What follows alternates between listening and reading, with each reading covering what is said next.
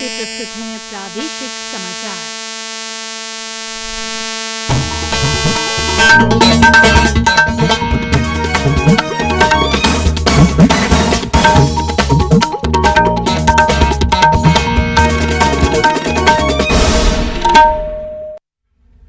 नमस्कार, समाचारों के साथ मैं पूर्वा शर्मा।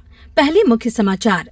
प्रधानमंत्री नरेंद्र मोदी ने कहा कि नर्मदा सेवा यात्रा लोकतंत्र और जन भागीदारी का सबसे श्रेष्ठ उदाहरण है। श्री मोदी ने नर्मदा संरक्षण के लिए नर्मदा सेवा मिशन का शुभारंभ किया।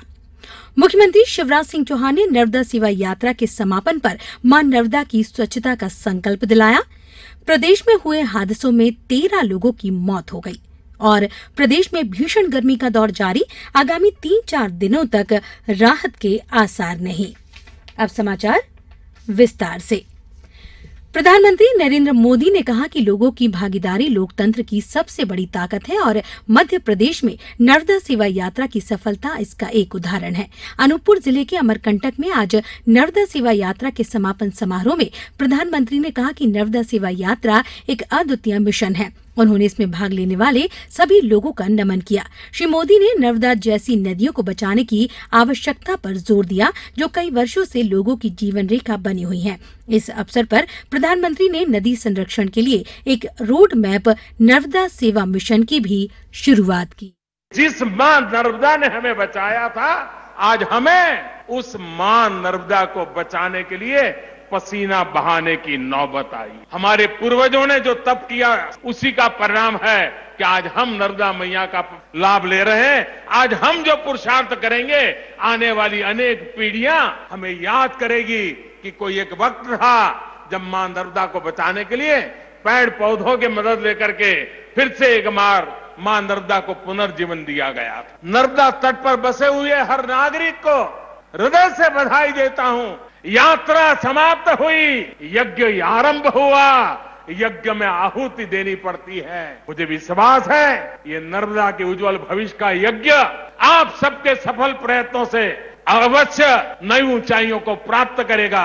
इसी एक भावना के साथ नर्मदे। इस अवसर पर मध्य प्रदेश के मुख्यमंत्री शिवराज सिंह चौहान और केंद्रीय मंत्री नरेंद्र सिंह तोमर तथा फग्गन सिंह कुलस्ते भी मौजूद थे। हमारे संवाददाता ने बताया कि इस मिशन के तहत वृक्षारोपण के जरिए नर्मदा नदी का 21 से अधिक विभाग अपने अपने स्तर पर संरक्षण और संवर्धन का कार्य करेंगे। इसके लिए राज्य स्तरीय क्रियान्वयन समिति गठित की गई है। नमामि देवी नर्मदे नर्मदा सेवा यात्रा के समापन पर मुख्यमंत्री शिवराज सिंह चौहान ने आज अमरकंटक में घोषणा की कि नर्मदा सेवा यात्रा और उसके बाद नर्मदा नदी के संरक्षण के लिए जो कार्य किए गए, उसका रिपोर्ट कार्ड वे 1 साल बाद 15 मई को जनता के सामने रखेंगे। उन्होंने कहा कि नर्मदा के संरक्षण के लिए जो भी काम शुरू किए गए हैं, उसमें क्या क्या काम किया गया, इसका पूरा ब्यौरा दिया जाएगा। मुख्यमंत्री ने कहा कि 2 जुलाई को 6 करोड़ पौधे नर्मदा तट पर लगाए जाएंगे। अगले वर्ष 15 करोड़ पौधे लगाने का लक्ष्य तय कर लिया गया है। उन्होंने नर्मदा नदी की स्वच्छता का संकल्प भी दिलाया। मैं शिवराज सिंह चौहान संकल्प लेता हूं कि मैं जन समुदाय को मां नर्मदा के संरक्षण के प्रति जागरूक करूंगा। मैं वृक्षारोपण, स्वच्छता, जल संरक्षण, प्रदूषण की रोकथाम एवं जैविक खेती को प्रोत्साहित करने हेतु सदैव प्रयासरत रहूंगा। शिक्षा का अधिकार कानून के तहत प्रदेश के निजी स्कूलों में पहली कक्षा में निःशुल्क प्रवेश के लिए ऑनलाइन आवेदन 16 मई से किए जा सकेंगे। जानकारी के अनुसार निजी स्कूलों में प्रवेश के लिए ऑनलाइन आवेदन की अंतिम तिथि 31 मई निर्धारित की गई है। आवेदन पत्र कल से संबंधित जन शिक्षा केंद्र, बीआरसी, बीईओ कार्यालय, जिला शिक्षा अधिकारी, जिला शिक्षा केंद्र कार्यालय में निःशुल्क उपलब्ध करवाए गए हैं। पात्रता अनुसार निजी विद्यालय में निःशुल्क प्रवेश के लिए आवेदकों का चयन ऑनलाइन लॉटरी द्वारा 5 जून को किया जाएगा।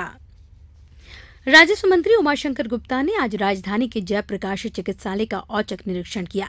अस्पताल में डॉक्टरों की अनुपस्थिति को लेकर उन्होंने नाराजगी जाहिर की। साथ ही उन्होंने स्त्री रोग संबंधी कक्ष के पास बेंच लगवाने और सोनोग्राफी के लिए टोकन देने के निर्देश दिए।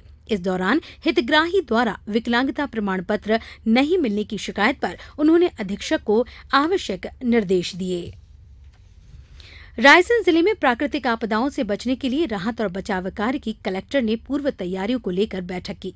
बैठक में कलेक्टर ने कहा कि कुशल प्रबंधन से आपदा के दौरान जान माल की हानि को रोका जा सकता है। उन्होंने बाढ़ प्रभावित क्षेत्रों की जानकारी, संस्थागत ढांचा निर्माण और बाढ़ नियंत्रण कक्ष संबंधी व्यवस्थाओं को लेकर निर्देश दिए। प्रादेशिक समाचार आकाशवाणी भोपाल से प्रसारित किए जा रहे हैं। ताजा समाचार जानने के लिए आप हमारी वेबसाइट newsonair.nic.in पर लॉगिन करें। इसके अलावा प्रादेशिक समाचार बुलेटिन यूट्यूब, ट्विटर और फेसबुक पर RNU भोपाल पेज पर सुने जा सकते हैं। बुलेटिन का शेष भाग आप सुन सकेंगे एक छोटे से अंतराल के बाद।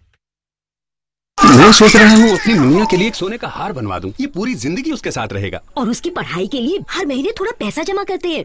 ये सब तो ठीक है, पर आपकी पहली जिम्मेदारी है बच्चे का संपूर्ण टीकाकरण, जो उसे देगा कई जानलेवा बीमारियों से जिंदगी भर की सुरक्षा। मिशन इंद्रधनुष, स्वास्थ्य एवं परिवार कल्याण मंत्रालय, भारत सरकार की पहल। 2 साल तक के बच्चों का संपूर्ण टीकाकरण जरूर करवाएं। मिशन जिंदगी इंद्रधनुष बनाएं। अधिक जानकारी के लिए अपने नजदीकी स्वास्थ्य केंद्र या ANM या आशा बहन जी से संपर्क करें। समाचारों में एक बार फिर आपका स्वागत है। शहडोल रीवा मार्ग पर सेमरा गांव के पास खड़ी ट्रक से एक जीप के टकरा जाने से 8 लोगों की मौत हो गई है।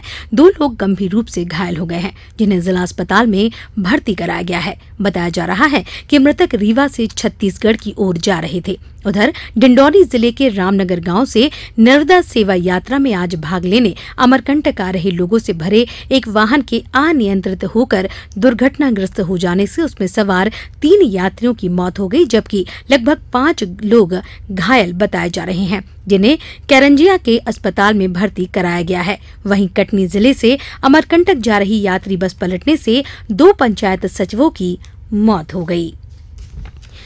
प्रदेश में भीषण गर्मी का दौर जारी है। राज्य के अधिकतम स्थानों पर तापमान 43 से 45 डिग्री के ऊपर बना हुआ है। सबसे ज्यादा तापमान खजुराहो में 46.5 डिग्री सेल्सियस दर्ज किया गया। वहीं राजधानी भोपाल में कल का तापमान 43.9 डिग्री सेल्सियस दर्ज किया गया। मौसम केंद्र भोपाल के अनुसार प्रदेश में गर्मी से अभी 3-4 दिनों तक राहत के आसार नहीं हैं।